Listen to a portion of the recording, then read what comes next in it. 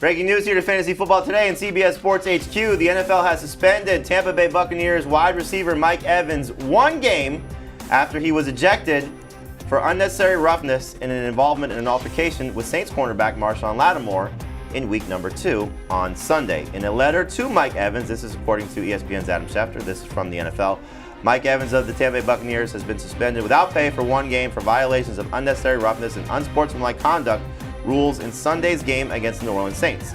NFL Vice President of Football Operations Jon Runyan issued the suspension for a violation of Rule 12, Section 2, and he wrote to Mike Evans in a letter saying, after a play had ended, you were walking toward your sidelines. When you noticed your teammates engaged in a confrontation with Saints players, you ran toward that area on the field and violently threw your body into and struck an unsuspecting opponent who was part of that confrontation. You knocked your opponent to the ground and a melee ensued involving players from both teams.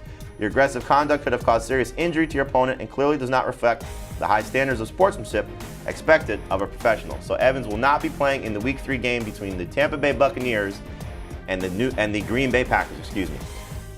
All right, Heath, what do we make of this Bucs-Paxton game now without Chris Godwin potentially dealing with that hamstring injury? Julio Jones missed the game with a knee injury. Mike Evans now not going to play. The Packers defense still really good. They haven't played up to their standards, I think, the first 2 games of the season, but this is not the type of situation you want to be the Bucs, 2-0 going into a huge matchup with huge NFC implications for the playoffs. We just saw Justin Fields throw 11 times in a game they lost by 2 or 3 scores. We may see the same thing from Tom Brady. This is another quarterback that I will be moving below Carson Wentz in Week 3. I don't want to trust any of the Bucs besides Leonard Fournette. Russell Gage will likely be the highest ranked wide receiver, but he's going to be a number 3 at best. Adam, this Tampa Bay offense has not looked good so far through the first 2 weeks of the season. They didn't have to do much against the Cowboys because Dak Prescott got hurt in that game, but the run game clearly was going to struggle against the Bucs, and that's what played out. Their defense has been amazing.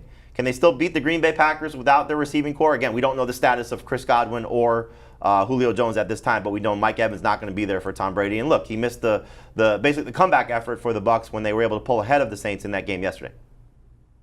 Yeah, I think they can absolutely beat the Green Bay Packers. I think it's going to be a low-scoring defensive struggle the same way they beat the New Orleans Saints. And I think when you're looking at the Packers and you're looking at the Bucs, who's going to make explosive plays? I don't know. It might just be Aaron Jones. Maybe it's going to be A.J. Dillon. I think the big key for winning that game is going to be the Bucs' run defense. What's going on with the Bucs' run defense? This has been one of the most reliable units for 3 or 4 straight years, and they really have not been themselves in the first 2 games of the season. Obviously, they don't have Ndamukong Suh and Akeem Hicks left with an injury, so they're not quite as good up front. If they can stop the run, they absolutely can win this game against the Packers because the defense is playing at a very high level.